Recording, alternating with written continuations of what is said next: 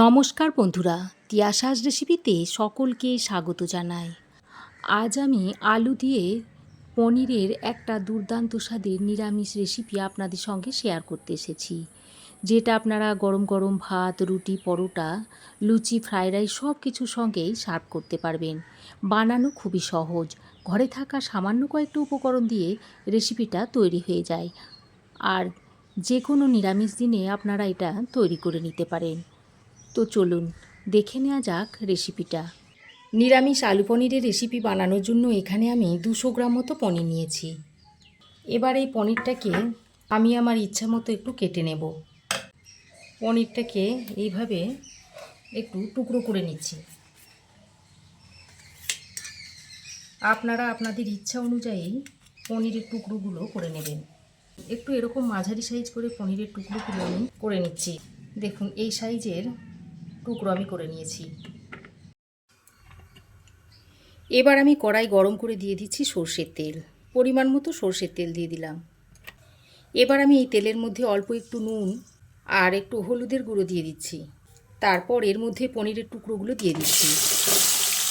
পনিরের টুকরোগুলো দিয়ে একটু লালচে করে ভেজে নেব। আমি রান্নাটা সর্ষের তেলে করছি, তবে আপনারা চাইলে সাদা তেলেও করতে পারেন। পনিরগুলোকে হালকা করে নেড়ে চেড়ে ভেজে নিতে হবে। তবে পনিরগুলো খুব বেশি ভাজা যাবে না, তাহলে আবার রাবারের মতো শক্ত হয়ে যাবে।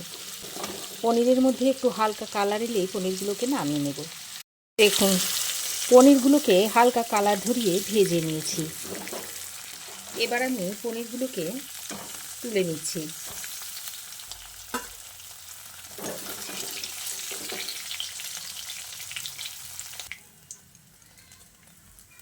পনির ভেজে তুলে নেওয়ার পর ওই তেলের মধ্যে দিয়ে দিচ্ছি কিছু আলু।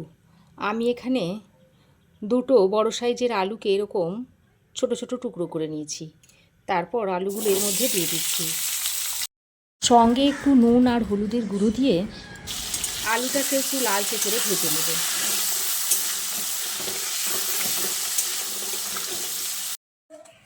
ওদিকে আলুটা ভাজা হতে হতে এদিকে আমি ততক্ষণে মিক্সিং জারের মধ্যে একটা মশলা তৈরি করে নিচ্ছি। তার জন্য মিক্সিং জারের মধ্যে দিয়ে দিচ্ছি 1 চামচ মতো পোস্ত আর 1 মুঠো মতো কাজু দিয়ে দিচ্ছি।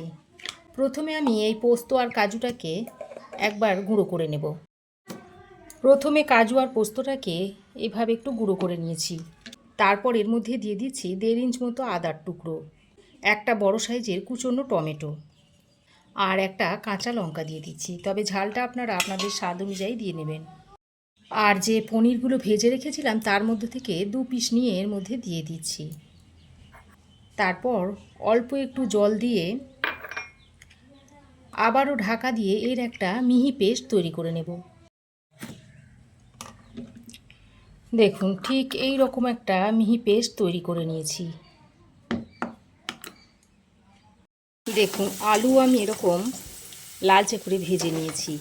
আলুগুলোকে এবার তেল থেকে ছেঁকে তুলে নিচ্ছি।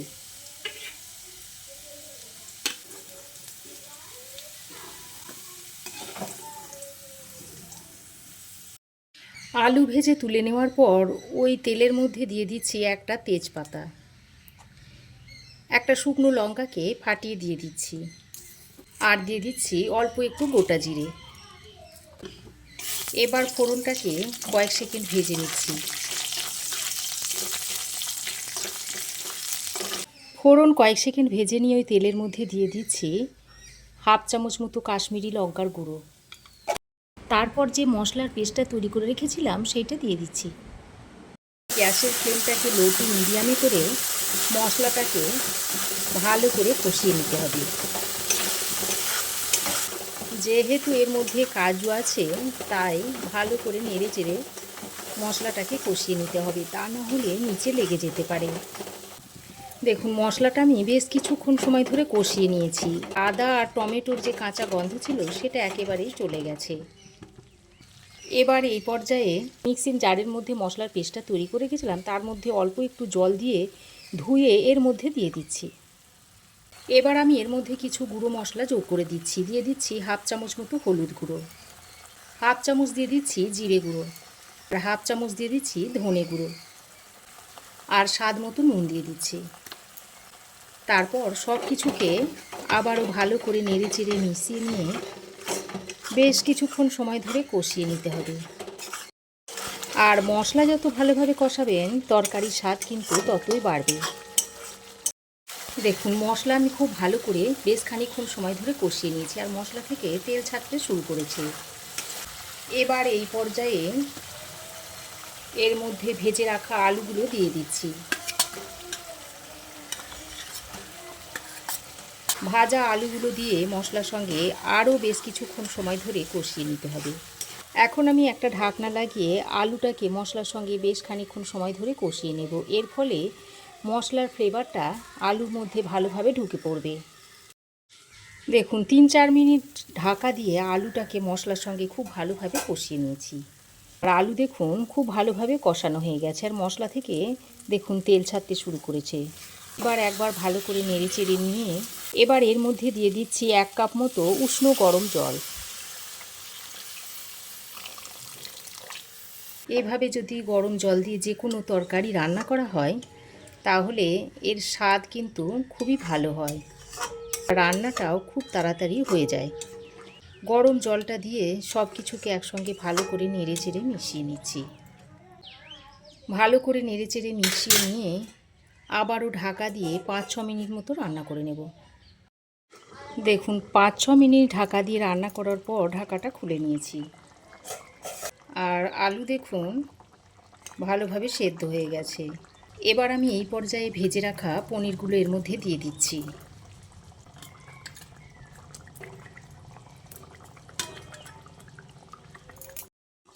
পনিরগুলো দিয়ে ভালো করে আলুর সঙ্গে নেড়েচেড়ে মিশিয়ে নিচ্ছি। তবে পনিরগুলো দেওয়ার পর খুব বেশিক্ষণ রান্না করা যাবে না। এবার আমি এর মধ্যে অল্প একটু চিনি দিয়ে দিচ্ছি। আমি এখানে বেশ খানিকটা পরিমাণ টমেটো ব্যবহার করেছি, তাই স্বাদের ব্যালেন্সের জন্য চিনিটা দিয়ে দিলাম। আপনাদের যদি ইচ্ছা না হয় তাহলে নাও দিতে পারেন। এবার উপর থেকে একটু অল্প গরম মশলার গুঁড়ো ছড়িয়ে দিচ্ছি আর 1 চামচ পরিমাণ ঘি দিয়ে দিচ্ছি আর কয়েকটা চেরা কাঁচা লঙ্কা দিয়ে দিচ্ছি। তারপর একবার ভালো করে নেড়ে চেড়ে মিশিয়ে নিয়ে ঢাকা দিয়ে আরও 2 মিনিট রান্না করে তারপর নামিয়ে নেব। দেখুন আরও 2 মিনিট ঢাকা দিয়ে আমি রান্না করে নিয়েছি। আর এখন এই নিরামিষ আলু পনিরের তরকারিটা পরিবেশন করার জন্য একেবারে রেডি হয়ে গেছে। এবার আমি ঢাকা দিয়ে আরও 2 মিনিট স্ট্যান্ডিং টাইমে দেওয়ার পর তরকারিটা সার্ভ করে দেখাচ্ছি। এখন আমি এই আলু পনিরের নিরামিষ তরকারিটা একটা বাটির মধ্যে সার্ভ করে দিচ্ছি। এটা আপনারা শুধু সাদা ভাত দিয়েই নয়, রুটি, লুচি, পরোটা, ফ্রাইড রাইস সব কিছুর সঙ্গেই পরিবেশন করতে পারবেন। এতে অত্যন্ত সুস্বাদু হয়। একবার আপনারা বানিয়ে দেখবেন আর কমেন্ট করে জানাবেন যে কেমন হয়েছিল। আশা করছি আমার এই আজকের নিরামিষ আলু পনিরের তরকারি আপনাদের অবশ্যই ভালো লেগেছে। ভালো লাগলে একটা লাইক ও শেয়ার করবেন। পাশে থাকা বেল আইকনটাও অবশ্যই প্রেস করবেন। আর আমার চ্যানেলে নতুন বন্ধু হয়ে থাকলে প্লিজ চ্যানেলটাকে সাবস্ক্রাইব করে পাশে থাকবেন।